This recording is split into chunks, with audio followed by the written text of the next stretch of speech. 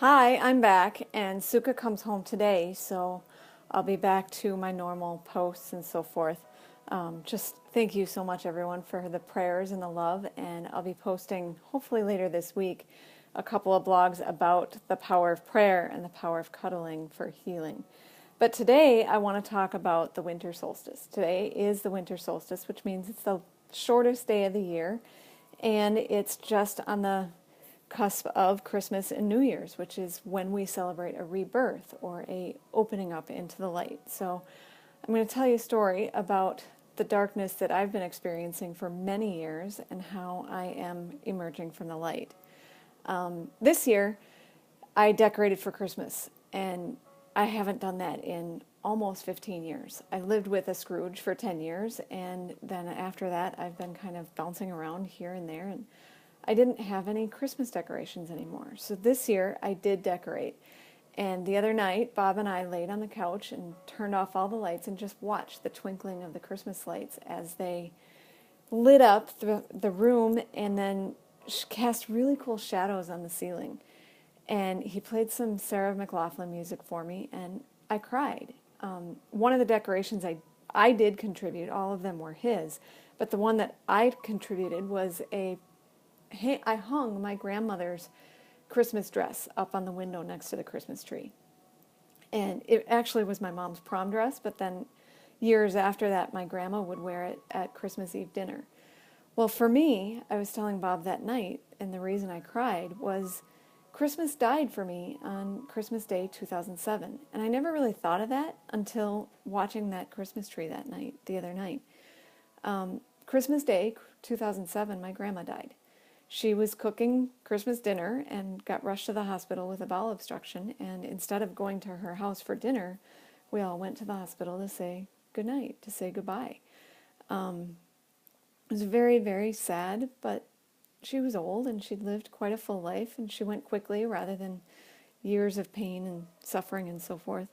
But Christmas did die. I kind of gave up the tradition and the concepts. And of course, when the grandma dies, the family gatherings aren't the same. She's not hosting, and we kind of bounced around from aunts and uncles and cousins for the years. And the last 4 years, I've really had nowhere with family to go spend Christmas. I've been invited here and there with different friends, but the big family gatherings around Grandma's Christmas table were gone. So this year, watching that Christmas tree and being wrapped in the arms of Bob, it was just like, okay, I can start celebrating Christmas again. And today is the winter solstice, which is the shortest day of the year, which means starting tomorrow, we're going to be seeing the sun more or longer throughout the day. And it's symbolic of walking out of the darkness into the light and the hope and the rebirth and the renew of something fresh and different. And what lives underneath the soil and the cold of winter is the birth and the lightness.